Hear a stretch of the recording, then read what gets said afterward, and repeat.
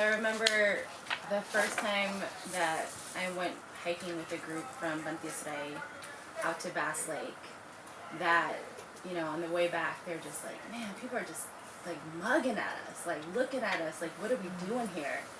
And so I was just like, you know, I think we should explore that. I think we should talk about this. And then I remember waiting for like a small crew of the group to come up, and they were like just like mugging everybody who was passing them, you know? So I was like, whoa, like this is like a really intense dynamic of them feeling unwelcome to the outdoors and out of place here, and then reacting to it in a way that was like, well, you know, screw you then. So we really spent a good amount of time sort of unpackaging that and talking and processing about what it is that made them feel really unwelcomed and how it is that they reacted to it, and what was one of the ways that we could take that back for ourselves.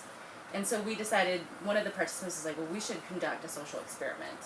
And we should start smiling and saying hi to everybody and see how that really changes the dynamic. And so they decided to do that, and they're just like, it's amazing. Like, people smiled back at us. You know, people weren't intimidated by us. And so I think for them, it gave them an opportunity to feel like, well, if people are going to treat us the way that they're going to treat us, it's not on us, and we can't own that. This is really all we can own is how we interact with the rest of the environment. I'm just going to go a little bit over time. Yeah, go for it.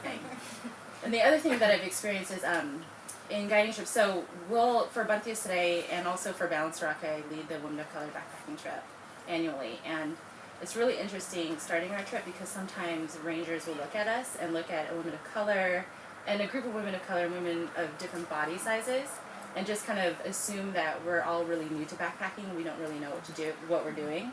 Or that they'll like really question us in a really condescending manner about what our safety and risk plan is. And so I think it's, you know, for me, like as an adult working with other adults and then guiding a group of adults, I really view it as a learning opportunity to teach people that the way that you're treating me right now is really inappropriate and I don't appreciate it.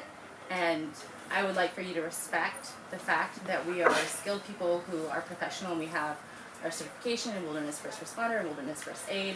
We have a plan in place.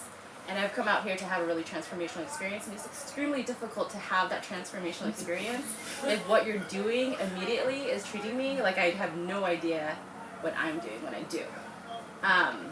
So I really see it as this really great learning opportunity to give to other people.